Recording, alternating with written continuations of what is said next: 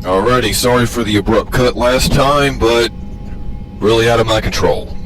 So, continuing on. Better run the diagnostics, Joker. Looks like our AI's got a bug in the software. My calculations are correct. The Collector homeworld is located within the galactic core. Can't be. The core is just black holes and exploding suns. There are no habitable planets there. Could be an artificial construction. Space station protected by powerful mass effect fields and radiation shields. Even the Collectors don't have that kind of technology. The Collectors are just servants of our real enemy. And we've all seen what their masters are capable of. They built the mass relays and the Citadel. Who's to say they can't build a space station surrounded by black holes? No wonder nobody's ever returned from a trip through the Omega-4 mass relay. The logical conclusion is that a small safe zone exists on the far side of the relay, a region where ships can survive. Standard relay transit protocols would not allow safe transport. Drift of several thousand kilometers is common, and would be fatal in the galactic core. The Reaper IFF must trigger the relay to use more advanced encrypted protocols. Just because we can follow the Collectors through the relay doesn't mean we can take them out. I don't want to go after them until I know we're ready. Sooner or later, we need that IFF. I say, why wait? It's a derelict Reaper. What if the Collectors are waiting for us? We may want to build up our team before we take Jacob says, why wait? Well, any number of reasons, really. Being better prepared for whatever you will possibly encounter on the derelict Reaper ship. Yeah, the Elusive Man probably made a good choice when he put Shepard in charge instead of that guy. The more people we have on our side, the better our chances of success. We need to keep building up the team. It's your call, Commander. Whatever you decide, we're with Then why you. did you even bother saying anything? And knock off the saluting already. It's getting tiresome. But at least they did break the pace. They had a debriefing scene with the Elusive Man, and instead of just Jacob, we got Morden and Miranda too, so that's something, I guess. Anyway, now we enter the loyalty quest phase of the game.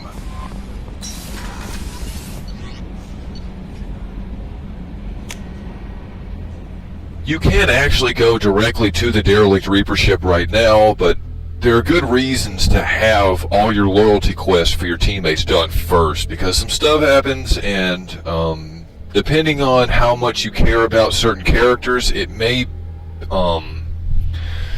benefit you to just hold off for a while. So that's why I'm not going to the derelict Reaper ship. So yeah, the main plot is about to submerge itself again for a long time.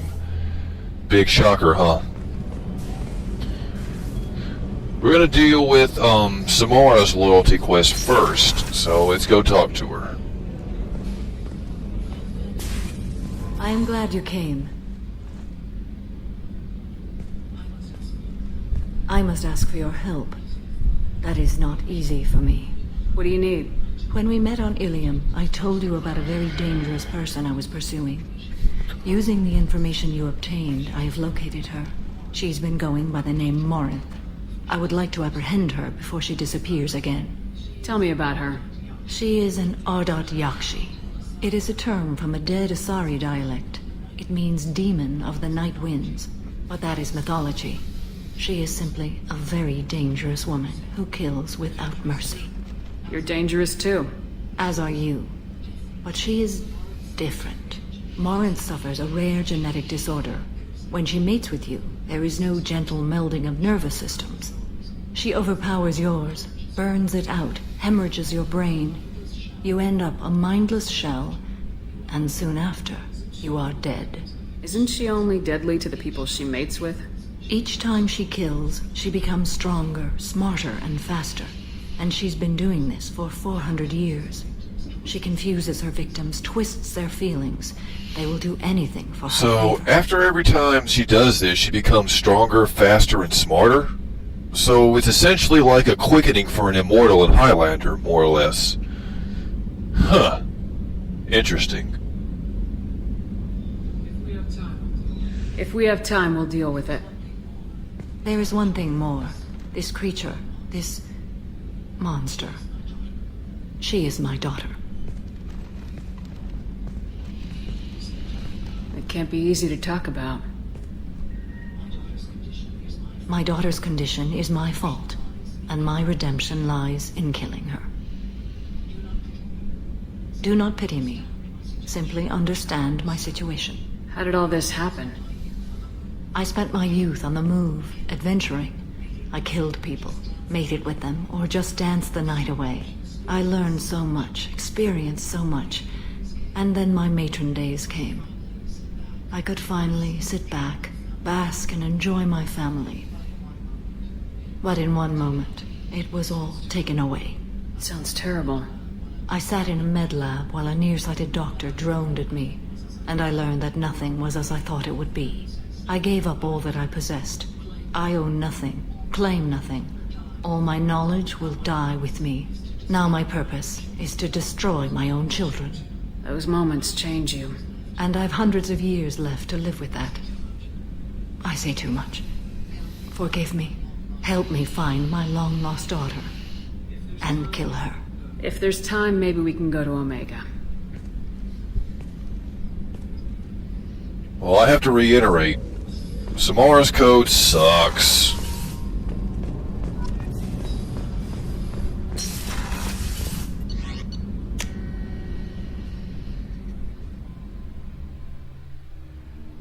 Honestly, the whole loyalty quest concept is fundamentally flawed for me, because it was actually one of my, I think one of my subscribers in my announcement video for this playthrough, was it Slimaz? I'm sorry if I pronounced that wrong, suggested I watch a YouTube video by some guy named Smudboy, who basically did a series of videos picking apart Mass Effect 2 and saying everything that was wrong with it. He had quite the grocery list of problems, but I never actually got a chance to watch that video. Instead, I ended up clicking on a video from somebody else whose name escapes me at the moment, who tried to refute some of his claims. Now, Smudboy originally stated that the loyalty quests were kind of stupid because a loyalty quest for the most part means that once you complete it, it frees your team members of distractions, and they're able to focus solely on the suicide mission. Smudboy brought up the point that if they're professionals, they should be able to put their personal problems aside long enough to finish the mission. And the guy who tried to counter that said something like, it's logical to assume that all of the team members would care more about their own problems than Shepard's mission. Because, you know, a lot of them do have some very deep-rooted personal problems. And I do agree with that to an extent, but if you're on the Collector base and you're hacking a door and you're shooting enemies fighting for your survival, sometimes it seems strange to me that you're still thinking about whatever problem you have. You think you would push that to the back of your mind.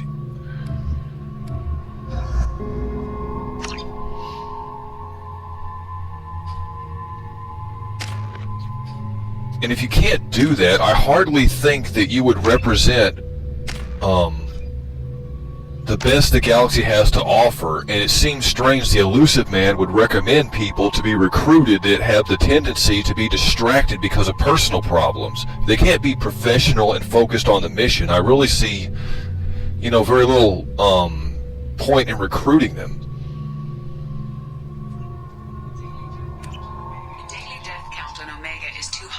Pinpoint in Ardat Yakshi's location. However, given the reputation of Ardat Yakshi among the Asari, Arya T'Loak may have tracked her movements. Thank you. I do like loyalty quests for the character development, but as far as just the principle of them in general, it seems very flawed. Come on, let me in.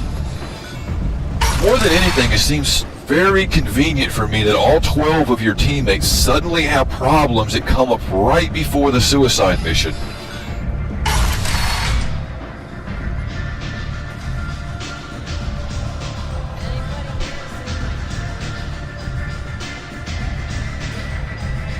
Let's go find out about Samara's daughter from Carrie Ann Moss, who actually did Trinity in The Matrix.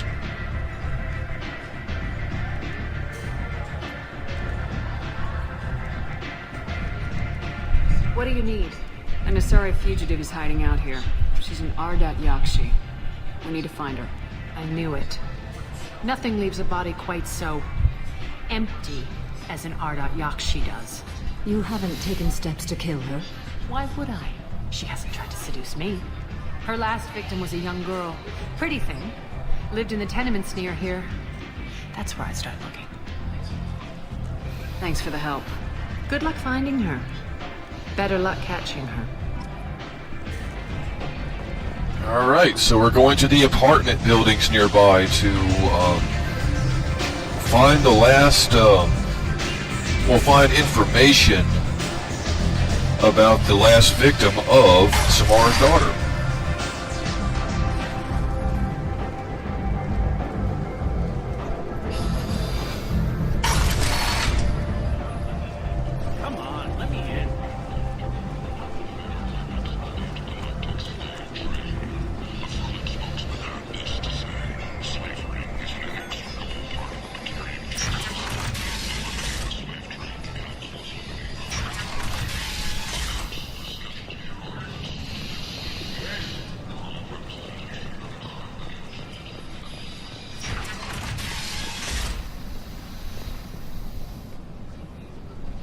Are you here about my daughter? My nephew died a week ago and no one seems to care. The medics said it was a brain hemorrhage, but that's not true. It was murder. Someone killed my nephew, my baby. I'm looking into your daughter's death. Are you one of Aria's people? I'm looking into this on my own authority. No one else on this hellhole station gives a damn that my nephew is dead. If you can do something about it, I'll help you however I can. Do you mind if I examine Neff's room? I didn't want to disturb anything. Her clothes, her art, her sculptures, everything is the way she left it. The way it will always be. My baby is gone. She's gone, and nothing will fix that. Why did this happen? She never hurt anybody. We need to look in your daughter's room. Nothing will be disturbed. I don't have anything against Paragon interrupts for the most part, but I'm not about to go around hugging strangers. Sorry. Everything will be just as she left it. Thank you. I'll examine her things. It was funny, on the BioWare boards a long time ago before Mass Effect 2 was released, they talked about the Paragon interrupts and what they would be. Someone jokingly suggested that, well, what's it going to be, a hug interrupt? And funny, that actually made it into the game. Alright, let's read the diary.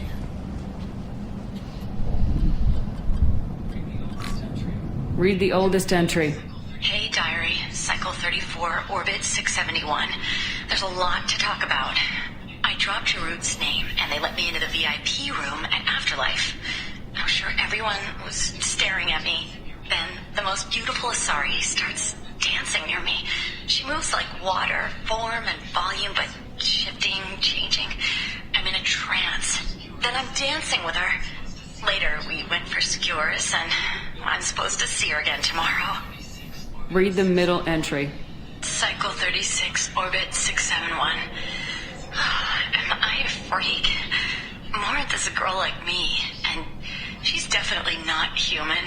Just when we dance and the Hallex is flowing through me, the way she looks at me with a hunger, a longing, no one's ever looked at me like that.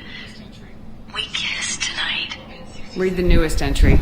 Cycle 42, orbit 67. She's going to take me to her apartment tonight. Whatever happens, I want to be with her forever. She can sell my pieces. We can live somewhere glamorous, like the women in Vanya that Vid Morinth likes. How did this happen to me? I'm just dumb trash from Omega. Close the holo journal. This is Morinth's work. She's attracted to artists and creators. Someone with a spark, slightly isolated from their peers. She impresses with sophistication and sex appeal, and she strikes. The hunt interests her as much as the conquest. She kills with sex, and I have no plans to sleep with her. Perhaps you have the right to be glib, Shepard, but caution is wise here. Morinth speaks to you on many levels.